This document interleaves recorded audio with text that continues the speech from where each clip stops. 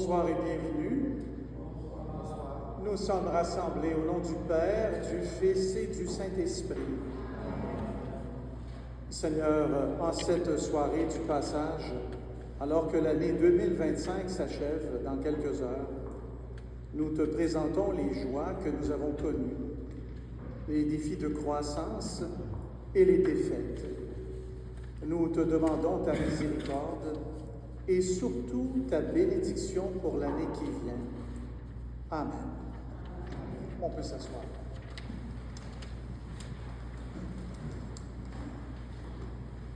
Nous voulons remercier Dieu d'être cette année encore auprès de lui. Nous sommes ici rassemblés en cette chapelle pour lui rendre grâce, le remercier pour l'année qui se termine. Au sortir de l'année 2024, nous portions plusieurs tragédies durant l'année, en espérant que 2025 serait enfin une bonne année. Nous terminons 2025 perplexes et devant l'actualité, en espérant cette fois-ci que 2026 sera une bonne année. Bref, parfois heureuse pour certains ou décevante pour d'autres, chaque année offre une variété d'événements heureux et malheureux. Alors, comment passer les 12 prochains mois sans avoir la foi en Dieu, qui nous instruit dans la joie comme dans les épreuves? Nous le disions récemment, Marie aime Joseph, mais elle accueille le projet de Dieu en premier. Joseph aime Marie, mais il accueille le projet de Dieu en premier. Jésus aime ses parents, mais il accueille le projet de Dieu en premier. Toutes leurs épreuves dans cette sainte famille, ils les ont vécues dans la foi. Ils ont gardé confiance en Dieu. Dieu, de son côté, lui, il est patient envers nous. Il est patient envers nous tel un potier qui façonne sa glaise sur un tour.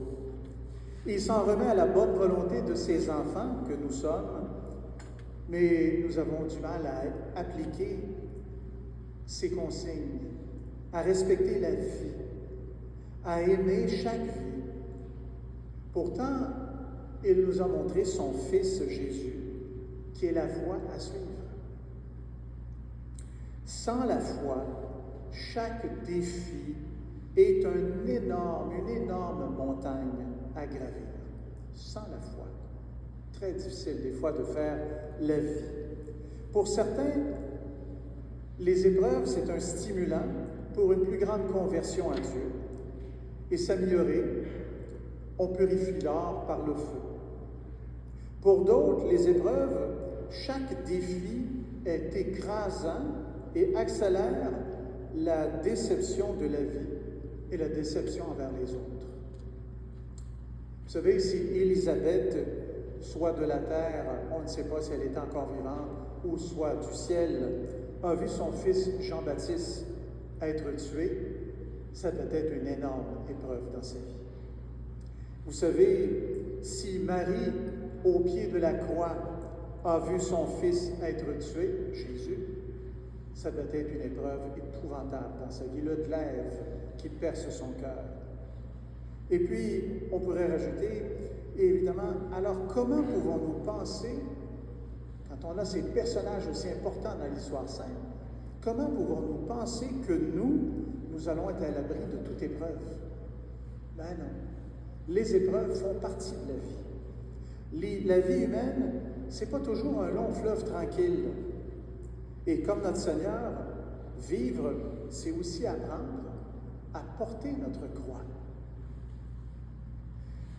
Psychologiquement, on pourrait voir notre vie comme un verre, je dirais, à moitié rempli de bonheur. Pas complètement rempli de bonheur, à moitié rempli de bonheur. Mais on peut aussi voir notre verre déjà rempli à moitié de bonheur, déjà rempli à moitié. Alors, ça veut dire qu'on se contente des bonheurs qu'on a eus, puis on sait qu'il va en avoir d'autres. Tandis que dans l'autre cas, c'est qu'on a eu des bonheurs, mais il reste toute une partie. On ne sait pas si on va en avoir. Donc, c'est important d'avoir cette foi, on peut être pessimiste, ou on peut être déprimé, ou on peut être optimiste et essayer de trouver le bonheur en le créant, notre bonheur. Le bonheur, il n'y arrive pas quand on se lève le matin de notre lit. Des fois, il faut le dire, comment je peux le faire, mon bonheur, pour continuer de remplir mon verre de bonheur, évidemment. Qu'en 2026, nous ayons la sagesse de la foi en un Dieu qui nous accompagne dans la vie, et non un Dieu qui est sourd à nos demandes. Prions-le de nous aider à accepter notre lot quotidien. Prions-le pour que nous donnions du bonheur également autour de nous, car notre bonheur, c'est la plus belle pastorale que l'on peut faire, la pastorale de la confiance en Dieu. Et cette pastorale-là, de la confiance en Dieu, c'est ce qu'il y a de plus cher à transmettre aux autres. Ayons confiance en Dieu. Ayons cette capacité de créer du bonheur autour de nous. Et vous remarquerez que quand vous faites du bonheur autour de vous, vous éprouvez beaucoup de bonheur.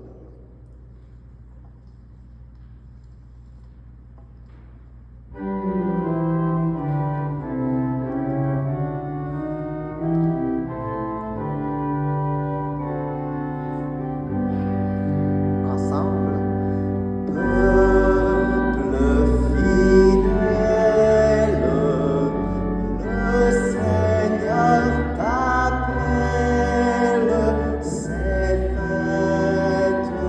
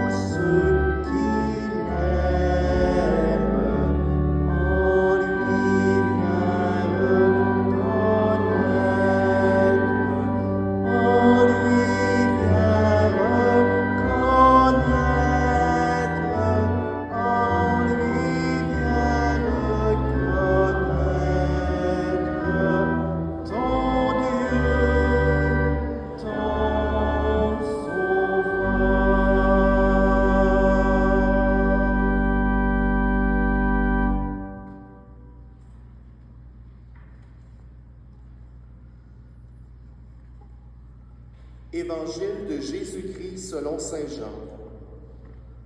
Au commencement était le Verbe, et le Verbe était auprès de Dieu, et le Verbe était Dieu. Il était au commencement auprès de Dieu. C'est par lui que tout est venu à l'existence, et rien de ce qui s'est fait ne s'est fait sans lui. En lui était la vie, et la vie était la lumière des hommes. La lumière brille dans les ténèbres, et les ténèbres ne l'ont pas arrêté. Le Verbe était la vraie lumière, qui éclaire tout homme en venant dans le monde. Il était dans le monde, et le monde était venu par lui à l'existence. Mais le monde ne l'a pas reconnu. Il est venu chez lui, et les siens ne l'ont pas reçu. Mais à tous ceux qui l'ont reçu, il a donné de pouvoir devenir enfants de Dieu, eux qui croient en son nom. Et le Verbe s'est fait chair, il a habité parmi nous, et nous avons vu sa gloire, la gloire qu'il tient de son Père comme Fils unique, plein de grâce et de vérité. Parole du Seigneur. Grâce à Dieu.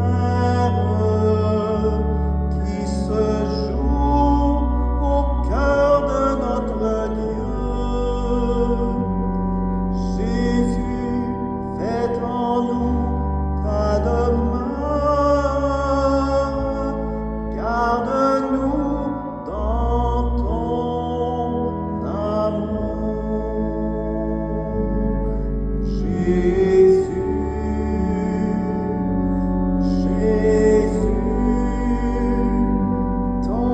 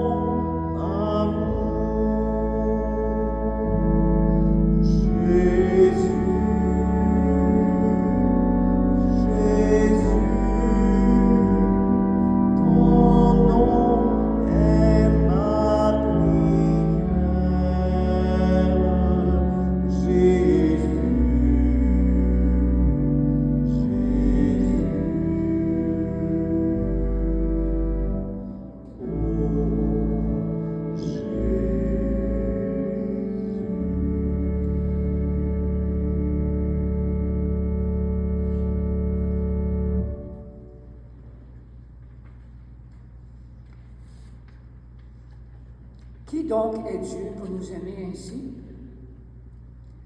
Qui donc est Dieu pour nous aimer ainsi, fils de la terre? Qui donc est Dieu, si démuni, si grand, si vulnérable? Qui donc est Dieu pour se lier d'amour à part égale? Qui donc est Dieu, s'il faut pour le trouver un cœur de pauvre? Qui donc est Dieu, s'il vient à nos côtés prendre nos routes? Qui donc est Dieu, qui vient sans perdre cœur à notre table? Qui donc, Dieu que nul ne peut aimer s'il n'aime l'homme?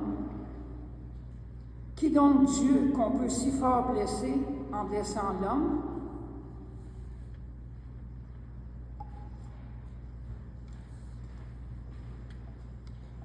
Père éternel, tu es à l'origine de tout et tu nous appelles à aimer. Tu es amour et tu nous appelles à devenir amour selon ton image. Nous regrettons nos fautes, nos doutes, nos manques d'amour. Qu'en accueillant la nouvelle année, tu nous accordes ta miséricorde. Amen.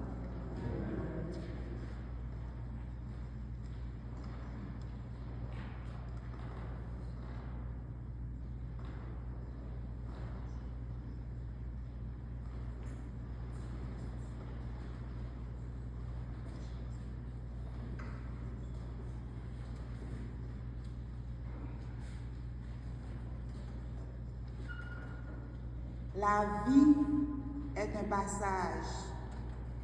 Oui, nous vivons d'un passage à un autre, car nous sommes toujours en mouvement, en action, dans un long cheminement.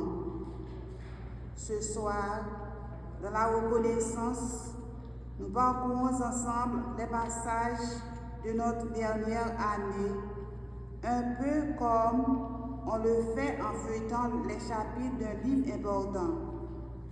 Nous reconnaissons l'action de Dieu qui, dans son esprit, appelle certaines personnes à le suivre pour vivre l'Évangile dans une forme particulière, pour lire avec les yeux de la foi les signes des temps et pour répondre avec créativité aux appels de l'Église. Nous reconnaissons également tous les baptisés pour qu'ils passent la lumière pour éclairer les noirceurs de la vie.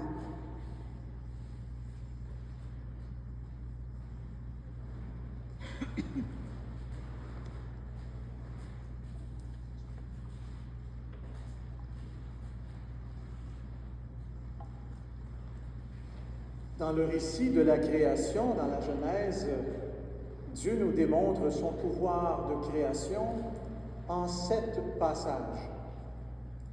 Puis, avec Moïse, qui guide les Hébreux vers un passage vers une terre nouvelle. Puis, le Christ nous montre le passage de la mort à la vie éternelle. Entre chaque passage, la vie s'exprime vers du nouveau. Parfois, les passages sont de longue durée. Parfois, on travaille pour que d'autres en profitent. On donne sa vie pour les générations à venir. C'est ça, vivre des passages. Mais j'ai trouvé une vieille légende africaine que je vais vous lire et vous allez voir ce que ça veut dire, les passages. Pendant la mousson et les fortes pluies, un vieil homme et sa femme creusaient des trous. Un voisin demanda ce qu'ils faisaient. Ils répondirent qu'ils creusaient des trous pour planter des manguiers. Mais leur voisin leur demanda s'ils croyaient qu'un jour, ils mangeraient les mangues de ces arbres. Ils répondirent que non, car ils ne vivraient pas assez vieux pour ça, mais que d'autres le feront. Que durant leur vie, ils ont mangé eux-mêmes ce que d'autres ont préparé avant, et que c'est à leur tour de travailler pour les générations à venir. En premier, leurs enfants et leurs petits-enfants. N'hésitons pas, de notre côté, à semer la parole de Dieu, même si c'est pour les prochaines générations. Semons la parole de Dieu. Conservons notre foi, car un jour, disait Saint Vincent de Paul, un jour on pleurera pour entendre parler de Dieu. Amen.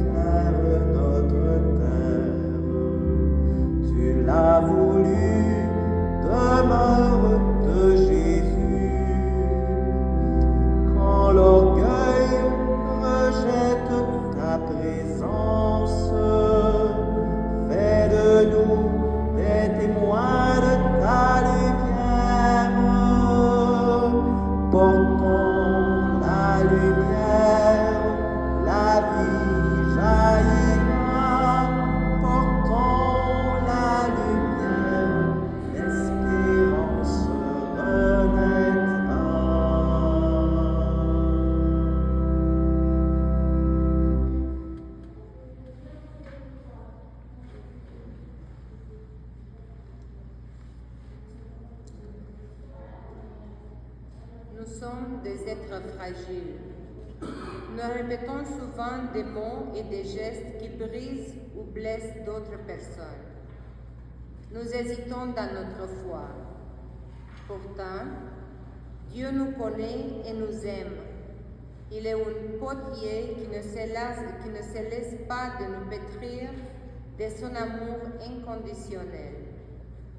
Certes, nous sommes des vases d'argile, nous sommes fragiles.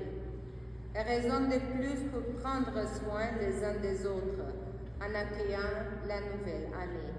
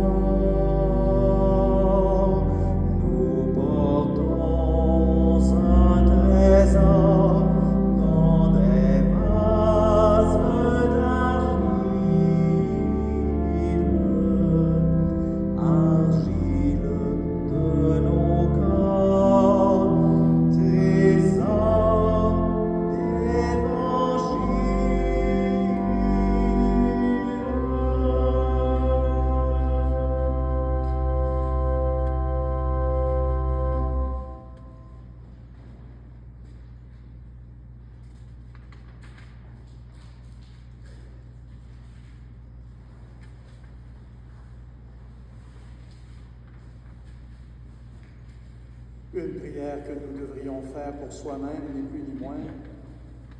Seigneur, aide-moi à redéployer le meilleur que tu as déposé en moi avant même ma naissance. Parce que de toute éternité, tu me voulais au monde.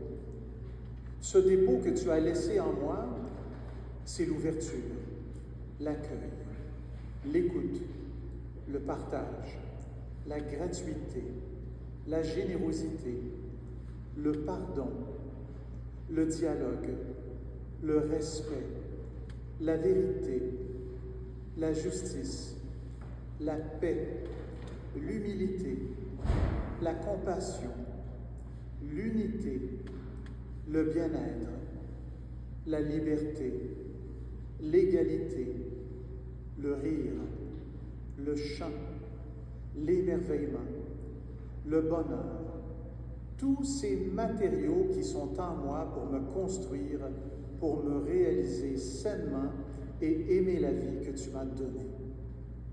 Bénis en cette nouvelle année qui commence bientôt tous les parents de la terre qui sont les instruments de ton amour. Merci pour les bons parents que j'ai eus. Soutiens les parents en difficulté. Amen.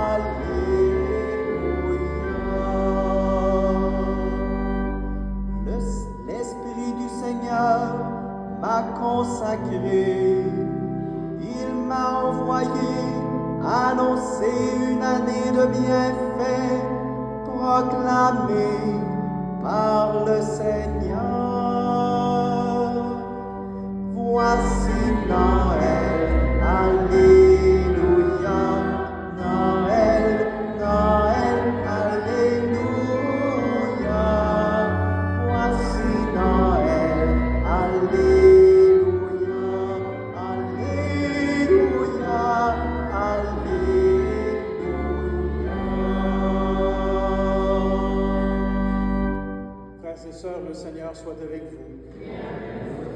Évangile de Jésus-Christ selon saint Matthieu. Un docteur de la loi posa une question à Jésus pour le mettre à l'épreuve. Maître, dans la loi, quel est le grand commandement? Jésus lui répondit, tu aimeras le Seigneur ton Dieu de tout ton cœur, de toute ton âme et de tout ton esprit. Voilà le grand, le premier commandement. Et voici le second, qui lui est semblable. Tu aimeras ton prochain comme toi-même. Tout ce qu'il y a dans l'Écriture, dans la loi et les prophètes, dépend de ces deux commandements. Acclamons la parole du Seigneur. Louange et gloire au Seigneur Jésus.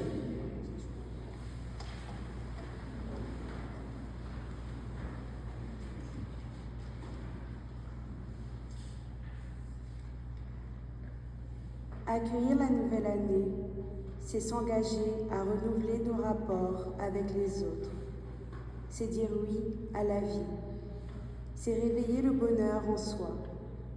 C'est de voir en Jésus celui qui a donné le meilleur de lui-même et qui, ce faisant, nous invite aussi à donner le meilleur de nous-mêmes. La Vierge Marie a donné le meilleur d'elle-même jusqu'à la fin de sa vie. En la prenant pour modèle, chantons.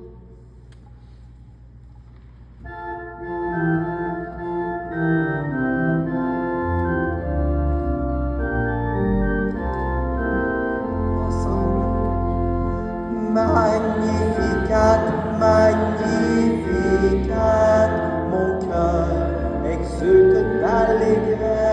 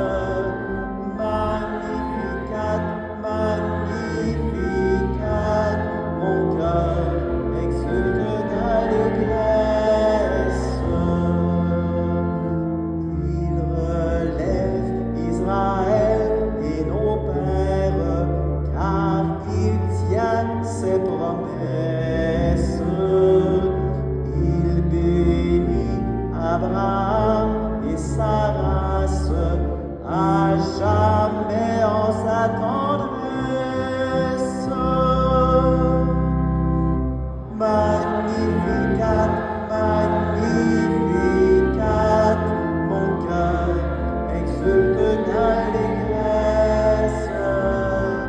Magnificat, Magnificat, mon cœur exulte d'allégresse.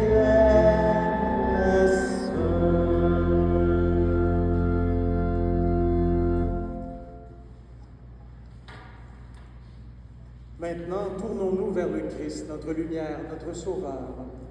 Depuis l'intérieur de la crèche de la Nativité jusqu'à l'intérieur du tombeau de la résurrection, la grâce du Seigneur ne cesse de remplir nos vies. Adorons-le.